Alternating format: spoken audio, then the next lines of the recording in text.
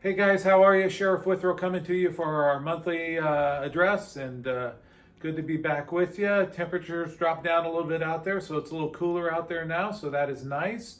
And I hope you all had a great weekend. So let's get into some stuff we got going on. As you know, we had our big press conference where the arrested 8 of the guys on the Indian gang, and that's still moving forward. We're going to get in a ton of info and a lot of people reaching out from the Indian community, and that's kind of who I'm speaking to right now is the members of the Indian community. We still would love more information about if there's any more folks out there who are terrorizing you or trying to use leverage against you and your businesses. So please, we have our tip line. It's 209-507-6888.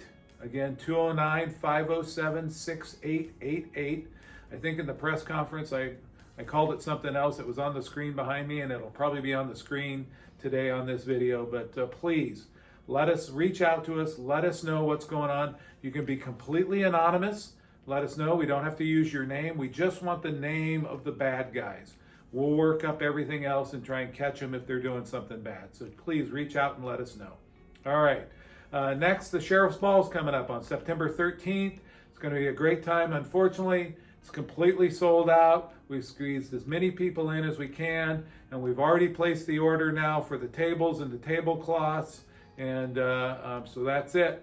So try and catch it next year. Very happy. We got more people than ever coming from our department, which is great because that's who we're celebrating out there. So thank you all for your support. Should be a great time this year, and hopefully we'll catch you early next year if you still want to come. All right, so I want to bring up the Oakdale Equine Rescue Center that's out there.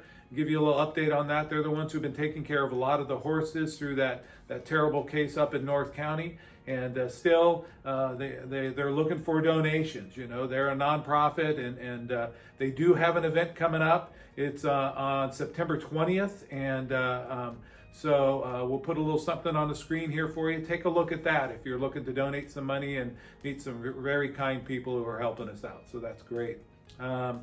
This year is, as you may know or may not know, is San Joaquin County's 175th anniversary. And so it's a great time. We're going to have a lot of celebrations going on here at the Hagen Museum and things like that. But out at Mickey's Grove Park, there's a museum out there. Great place to bring the kids and the family. I have done that. And we have a great display out there that talks all about our county, including our sheriff's office and the history of our entire county. It's an amazing history. So great place to go and spend some time, take the family, get a look at it. It's a really neat place to go. So give that a try. And then one last thing, we just kind of added this at the end here. A lot of you may have seen that horrible accident that occurred, or incident I should call it at this point, that occurred in Florida of a truck driver making a U-turn in the middle of the freeway and 3 people losing their lives because of that. Well, it's been determined so far that they think it could have been an intentional act or may have been just an accident, but the marshals came to California and took that subject who was driving the truck into custody. And that subject is in our custody right now at the San Joaquin County Jail where the marshals booked him. And it's on Florida charges. They had a federal warrant, so he's sitting in our custody right now. So any information regarding this, this is for our media partners, please reach out to the U.S. Marshals and they can give you information about the warrant and that type of stuff. He will remain in our custody until which time they transfer him back to Florida to go to court.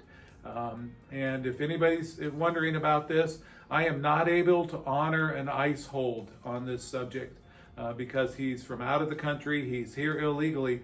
But California law, SB 54, does not allow me to honor the ICE hold by law because he has committed no previous crimes other than this incident. And we don't know if this is gross negligence or an intentional act. So once he's arraigned in Florida, then he'll be charged with a crime, but he has not been arraigned on any type of crime.